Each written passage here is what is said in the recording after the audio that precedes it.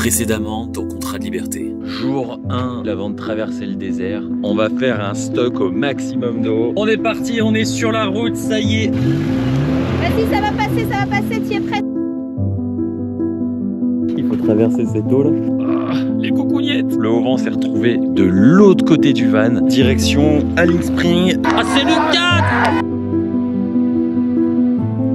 4. Ça fait un peu peur parce qu'en plus s'il pleut trop, on ne pourra pas sortir de ce camp. On vient de se prendre une méga pluie là. Ah, j'ai trop peur.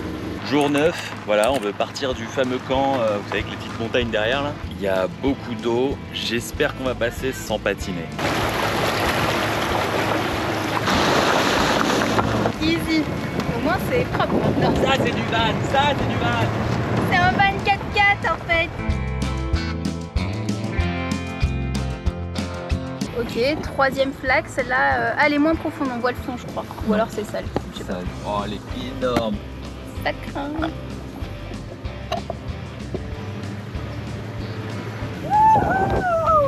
On l'a traversé. Check-moi ça. Petit. Normalement ça devrait être bon.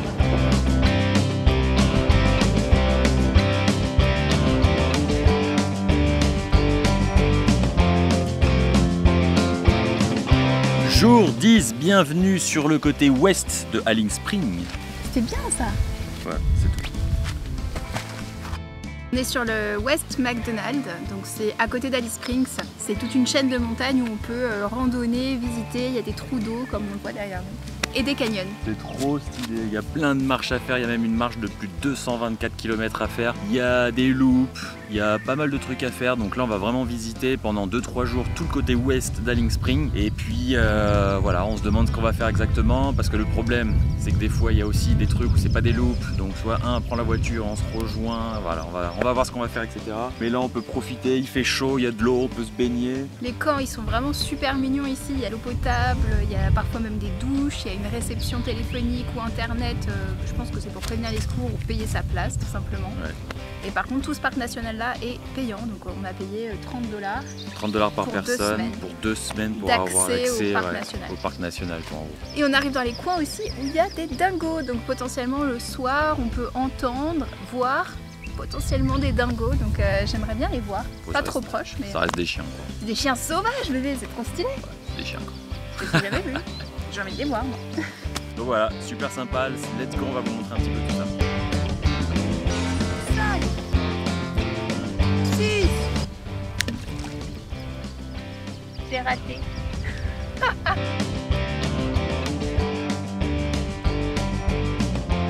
Oh,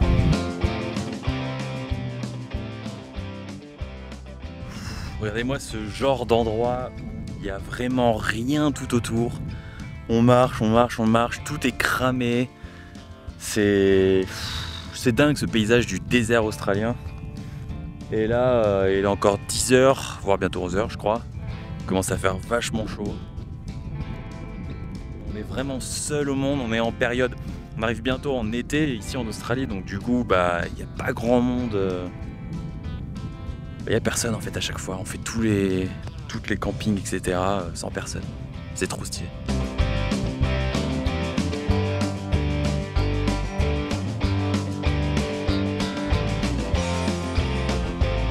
On était en train de marcher là dans notre randonnée de rien, vous savez, dans le désert australien là, que je me posais une question existentielle. Vous allez me dire si vous allez pouvoir me répondre.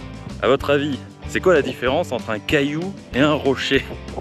Bon, sans tricher, hein. Est-ce que vraiment c'est quoi le délire? C'est une différence de taille, parce qu'on dit qu'un rocher c'est quand même plus gros qu'un caillou. Mais à partir de quand un caillou devient un rocher? Est-ce que c'est à partir du moment où tu peux monter dessus?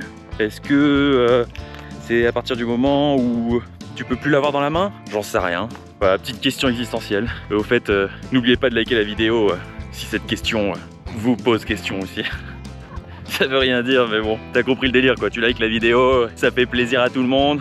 Non mais voilà, petite question existentielle, tu vois, comme ça quand tu marches des fois. Parce que là il y a plein de cailloux partout. Et je me disais à partir de quel moment ça devient un rocher quoi.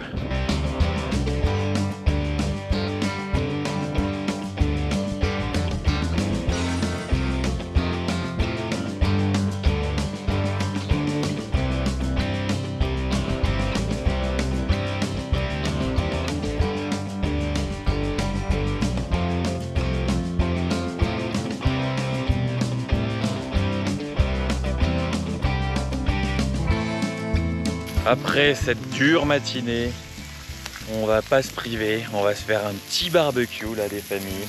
On se fait des wraps avec des bacon et on met tout ce qu'on trouve dans notre frigo et dans notre van et let's go. Ça c'est trop bien, regardez là, on est dans un endroit, on a roulé un petit peu là, je sais pas, tout autour des montagnes. Et il y a rien comme d'hab, hein, mais on va se faire un barbecue ici quoi, on est trop bien. Il va falloir arrêter de dire il n'y a rien parce que c'est la base en fait. Non, c'est normal. On va dire quand il y a quelque chose plutôt.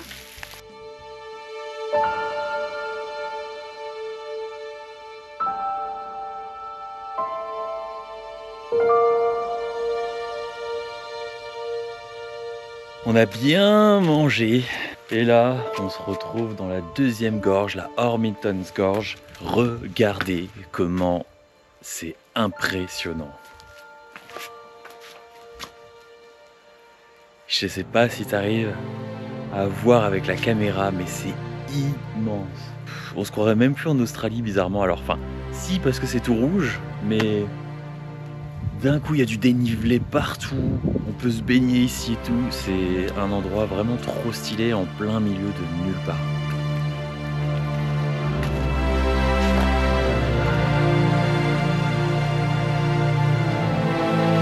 Voilà, du coup, notre après-midi, on va la passer là, un petit coin d'eau, un bel endroit, pas un seul bruit, on est seul tout. Et puis voilà, on a carrément ramené la petite chaise de camping, le petit matelas pour se poser avec les pieds à l'eau. À déposer. Et voilà, on va attendre l'après-midi ici tranquillement et on a même un peu de réseau, ça c'est trop bien. Et puis, voilà, on va attendre jusqu'à ce soir.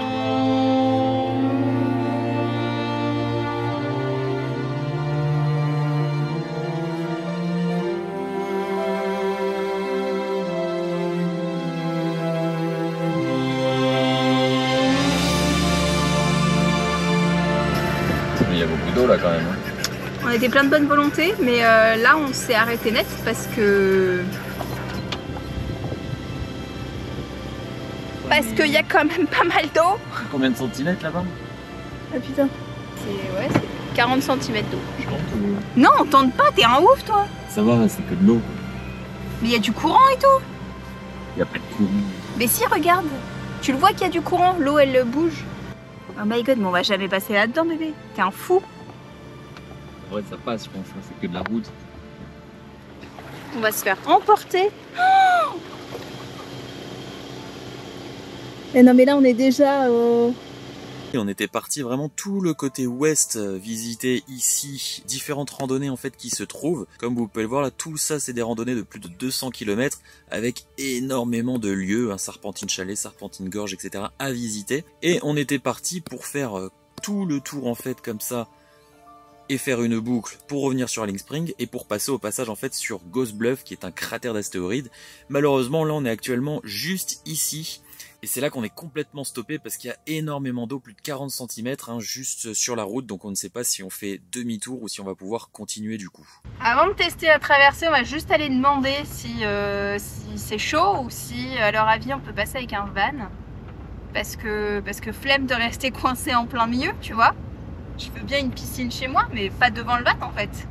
Donc on va voir ça. Bon, la finalité c'est que pour l'instant on n'a pas traversé et en fait il y a un camp juste avant ici qui est pas forcément mieux parce qu'on est en plein dans le sable, donc il faut surtout pas qu'il pleuve et regardez ce qui arrive là-bas. Le gros rage de ouf. Voilà, c'est un emplacement sympa mais c'était un peu chaud pour venir ici, c'est en mode 4x4, les hauts roues, on a eu peur que ça explose mais bon ça va. On touche du bois pour cette nuit et on verra du coup demain matin si on peut traverser pour aller dans cette direction et il y aura les autres trucs à faire. Sinon, parce que l'eau, du coup après test, ça lui arrive un peu en dessous des genoux. Et si on regarde ici, ça devrait déborder là, mais pas plus. Mais le problème c'est le pot d'échappement. Ouais, ça je pense que le pot d'échappement c'est pas trop grave. Je sais pas, je suis pas mécanicien mais bon. Donc voilà. Je sais pas, on m'a jamais dit bouge le pot d'échappement et il se passe rien. On verra. Je pense qu'il y a un pot d'échappement. Il faudrait qu'il y ait une voiture qui passe pour qu'on lui demande, mais il y a 0 voiture. Je vous rappelle, on est en plein milieu du désert. Il y avait un camping, il est fermé. Ouais. Bon du coup, apéro. On va se prendre notre petit verre de vin parce que oui, on se refuse rien. Mes meilleurs peanuts butter bretzel, ça c'est de la bombe bébé. Et les petites chips.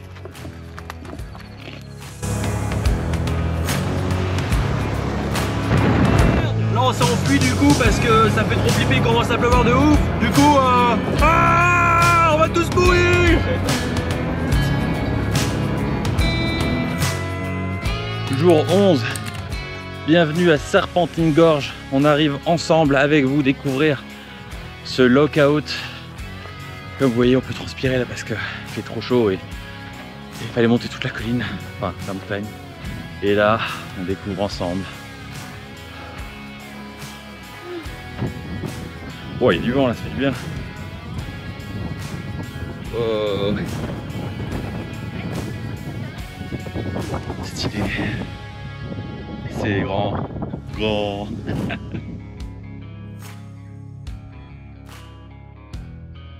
J'ai voulu grimper encore un petit peu sur la montagne. C'est trop magnifique, une espèce de petite vue en 360 avec le truc serpentin juste en face.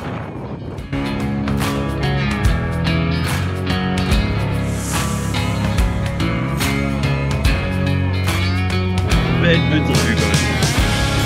C'est fort là. Là c'est la poussée tout en bas.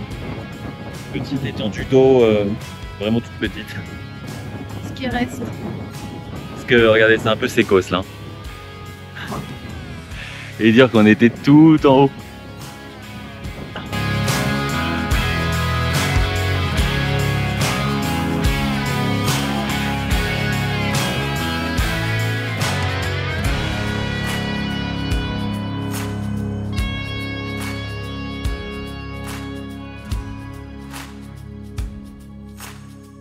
Jour 13, nous avons pris la route de Alice Springs pour aller en direction de Uluru, mais d'abord le Kings Canyon. Avant ça, on vient de se faire un petit arrêt sur un cratère de météorite qui date de plus de 4000 ans. C'est vraiment impressionnant parce que là, on est au milieu, comme d'hab, de toujours rien du tout. Et regardez-moi ça. Un gros trou comme ça, et regardez comment on est vraiment au milieu de rien. C'est trop stylé. Donc là on continue la route tranquillement jusqu'à Kings Canyon d'abord. Allez, petit plan drone.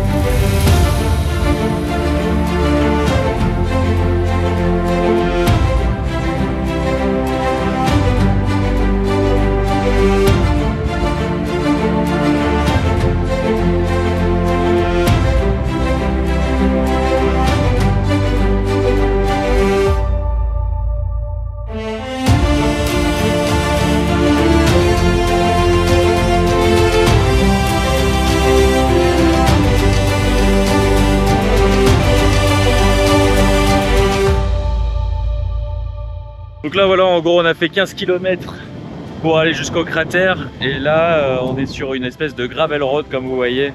C'est un peu galère pour le van et en gros le Kings Canyon peut être sur cette route pendant 88 km et c'est que de la gravel road, c'est un peu galère pour le van. Sinon il faut revenir sur la route principale pour faire je sais pas 150-200 km, donc ça rallonge énormément. Mais je pense qu'on va pas prendre de risques parce que sur ce genre de route, des fois on est obligé de rouler à 20 km/h pour le van. C'est pas un 4x4, donc ça fait chier quoi. C'est dommage, mais bon, voilà, c'est le problème du van de temps en temps.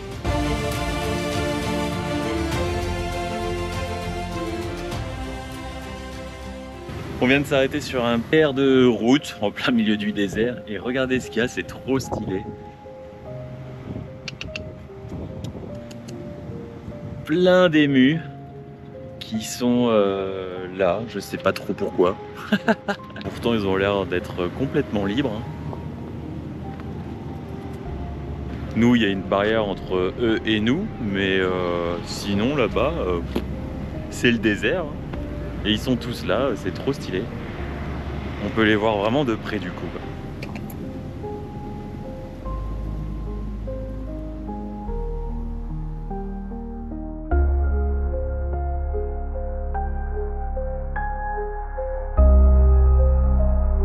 Là on s'est arrêté parce qu'il y a un truc un peu abandonné, on va aller le visiter et il va falloir rentrer par la fenêtre. J'espère qu'il n'y a pas de grosses araignées.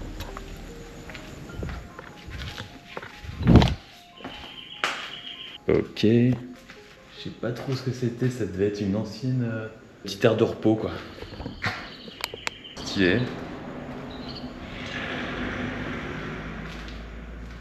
Ça fait un peu glauque, un peu flippé.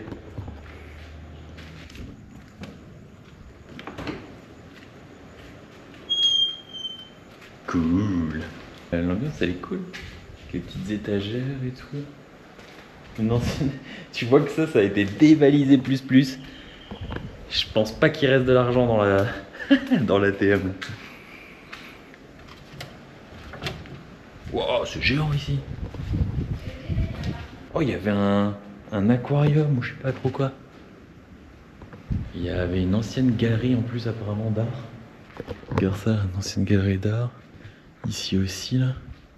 Après je veux juste pas me retrouver nez à nez avec un serpent ou un truc comme ça qui s'est faufilé là-dedans.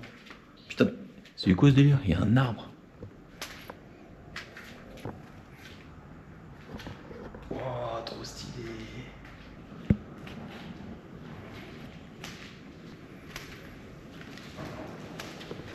Là, je sais pas, ça doit être un ancien atelier pour faire quelque chose. Il y a des anciens bureaux. Pas grand chose de ce côté. On va éviter de sortir pour pas trop se faire choper non plus. Voilà, il y a du verre brisé. Ok. On va essayer de rentrer dans les autres petites pièces que j'ai vues. Le gars fait son petit urbex en tongs. Ça par contre c'est stylé ça. On est en mode vraiment une espèce de sculpture qui était là. Plein d'anciens documents aussi.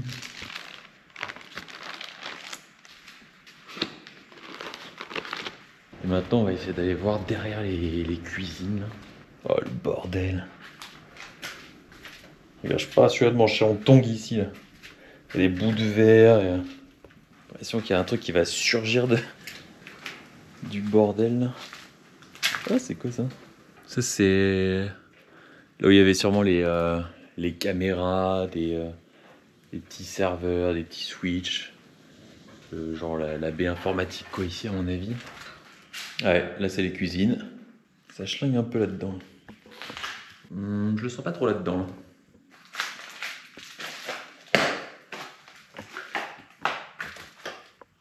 Truc bien chimique. La mort aura là-dedans là. Oh, ça schlingue de ouf là-dedans. Bon, bah voilà, c'était sympa. Petit urbex en Australie, en plein milieu du désert australien. C'est cool. Allez, on prépare 2 burgers pour la 2 là. Ah, c'était un motel. Ouais, c'était un motel en plus quoi. Trop stylé. Encore des produits chelous. Je sais pas par où je passe. Mais... ça c'était le stock.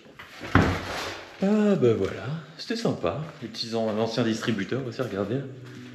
Trop stylé. Plus rien dedans. Ouais, c'est marrant. C'était marrant. Siffler les vitres. Et toi, dans la chaleur du van, tu t'endors doucement. Je te regarde du coin de l'œil et je me dis, ma douce, ma douce, ma douce, mais qu'est-ce qu'on fout là?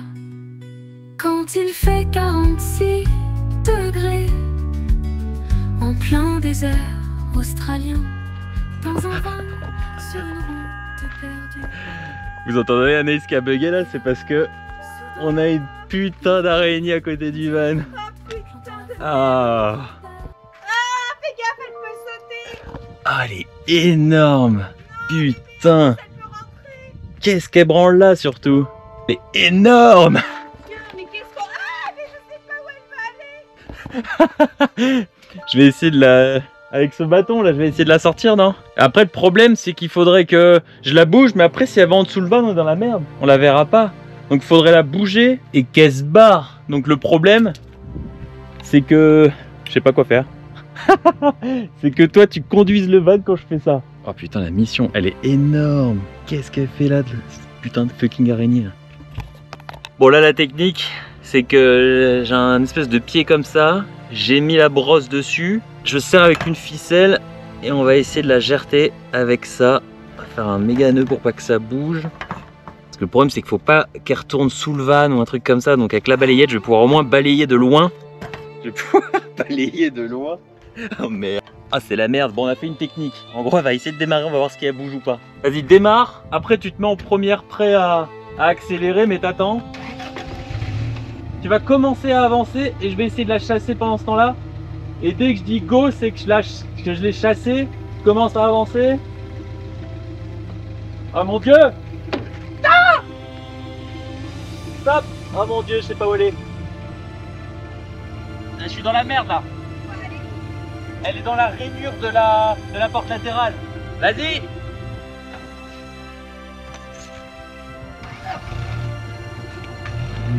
Vite, vite, vite, vite! Oh, stop! Oh mon dieu, elle est énorme!